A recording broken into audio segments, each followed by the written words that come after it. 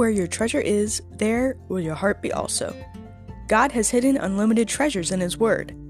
Every time we open it, we can discover a new treasure, or admire an old one. What will we find today? Let's dig in. Here's Carla Early with Treasure Hunt in the Word.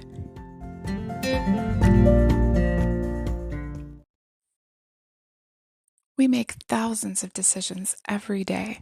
Some simple, some complex, some seemingly unimportant, and some life-changing. We base our decisions on many different things. Our mood, what others are doing, what seems right, who would have inquired of the Lord using the Urim and Thummim. Then they would have realized that these people were lying because God would have made it clear to them. Their mistake was that they failed to seek God when they made their decision. We can find ourselves in all sorts of ungodly situations because we don't seek God in our decision-making. We can pray and allow God to speak to us, or search the scriptures and ask for God's guidance. How could the Israelites have avoided this grave error? They could have asked God. They could have consulted with the high priest Eleazar, our experiences, the weather, or other people's advice. But as we see in today's passage, every decision we make should include the Lord. Joshua and the Israelite leaders had been directed by God not to make treaties with the people of the Promised Land. They were told to wipe them out. The Gibeonites saw what had happened to Jericho and Ai and devised a plan so that it would not happen to them. Their fear led them to create an elaborate deception. Though they lived in the land that God promised Israel, they claimed to come from a far country, wanting to make a treaty with the Israelites because they had heard about their God and all He had done. They claimed that their country was so far away that their bread had become moldy and dry, their wineskins were cracked, their clothes and sandals were worn out on their journey. Joshua 9:14 says, "The men of Israel sampled their provisions, but did not inquire of the Lord." Joshua and the leaders tasted their bread, felt their wineskins, examined their clothes and shoes, and believed them.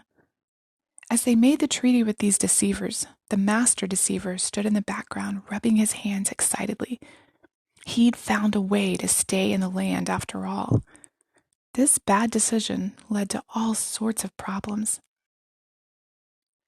2 Corinthians 5:7 says that we live by faith, not by sight.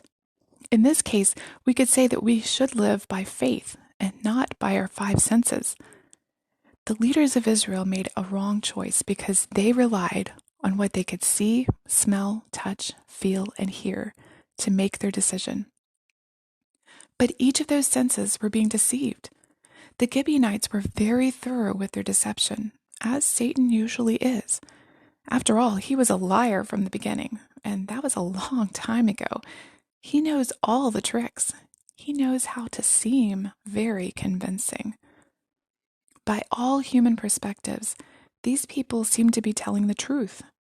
So how would Joshua know if they weren't?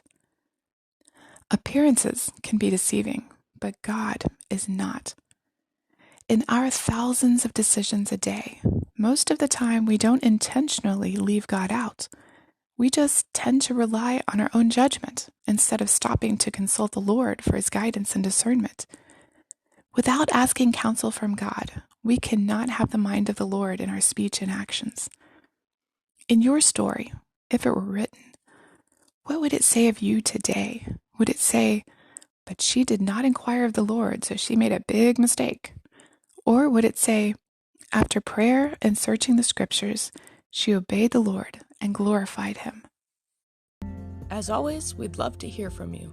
If you'd like to share a treasure, support this ministry, or get Carla to speak at an event, please contact us at treasurehuntintheword@gmail.com. You can listen to other episodes on our website, which you can find in the description below. Thanks for listening, and have a great day.